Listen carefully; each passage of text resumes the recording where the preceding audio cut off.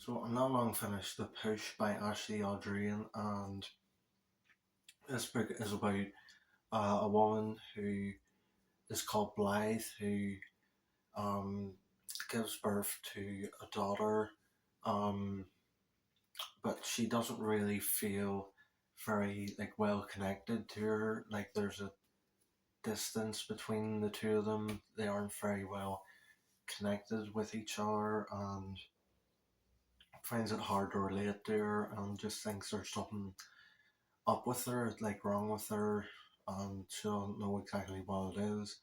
Um, and then so she eventually gives birth to a few years later. She gives birth to um, a boy, and she feels more connected with him than with Violet, her daughter. Um, and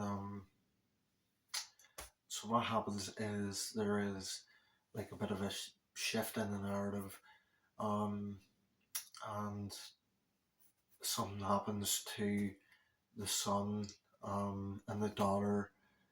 The the mother Blythe sort of blames Violet for what happened to him, and then the distance between them kind of becomes more so like they're further detached from each other, um, and then just over time, it's like basically showing you how her life sort of descended into, basically having, everything she wanted to having nothing, basically, that kind of thing. Um, it's very interesting to read about, a very interesting story. I don't think it's a thriller. I wouldn't call it a thriller. I would call it a psychological suspense drama, is what I would classify it as. And oh yeah, so it did remind me of The Perfect Child by Lucinda Berry, and I did read that book, but I didn't do a review on it at the time because I felt like the end was very abrupt. I remember listening to the audio at the time, I was very abrupt, and that's really the main reason that I didn't do a review on it at the time.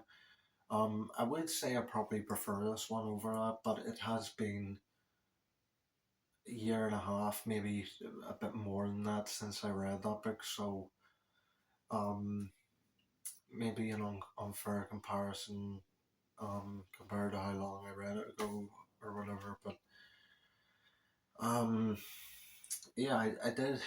I liked this book, and just I find it to be quite emotionally charged at times. Like when this incident I was talking about happening with the son, um, and I listened to the audio, and it was just quite it felt quite emotional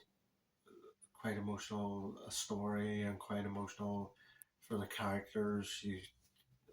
You could relate to them in that kind of situation, because they were quite relatable characters that you could relate to, and some books don't have that, obviously. So I did like the way they were fleshed out, especially the mother in this book, and then um, the ending is kind of left up to interpretation, kind of.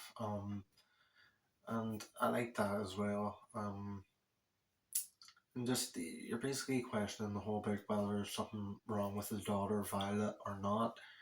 Um, and yeah, you're just it's a lot to do with like mental health and different things, and um, you know, yeah, what the mother is like dealing with after having a daughter like that she feels like she can't connect with, and then she has a son that she feels like she can connect with, but then obviously the incident in question happens, and then um things aren't the same after that, and then everything from then on has changed for her, basically.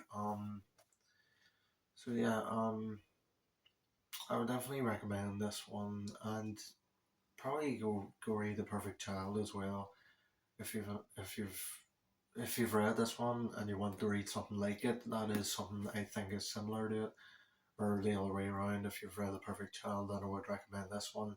Both quite similar plots, similar um, child characters, I think, and just yeah, definitely worth the read. Um, yeah, I enjoyed it, so yeah, I'd recommend it.